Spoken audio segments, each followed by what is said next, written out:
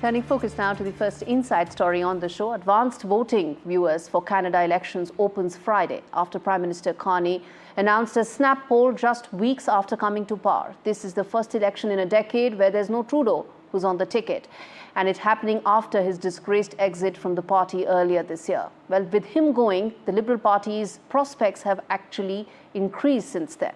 With just a week left for the elections, listen in to what Prime Minister Carney had to say, really setting the tone for the last lap of the election campaign.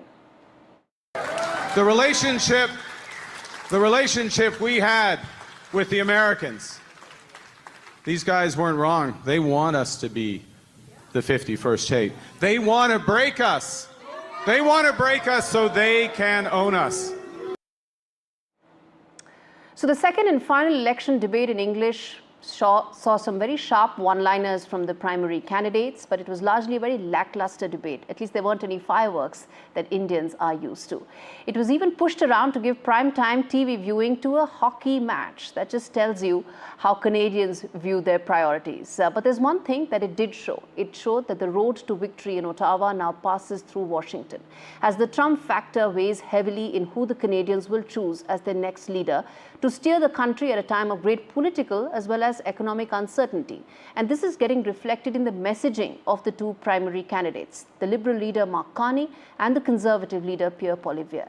While Carney's messaging has been largely focused on fear of Donald Trump, fear of his threats of annexation, fear of his more trade wars, Pierre's messaging has been completely opposite. It's been a lot about hope of an economy that could do well if taxes are brought down, if cost of living expenses are brought down, and so on and so forth. Whereas immigration fit into both of this is anybody's guess. But the Canadian election result may or may not, viewers, be a referendum on Donald Trump.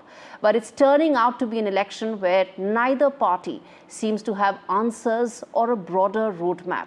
Canadians are looking for not just answers, they are looking for a vision. Whether they get that from any of these two leaders remains to be seen, and only time will tell whether that will provide Canada and Canadians the answer that they are really looking for and the voice that they are hoping to achieve.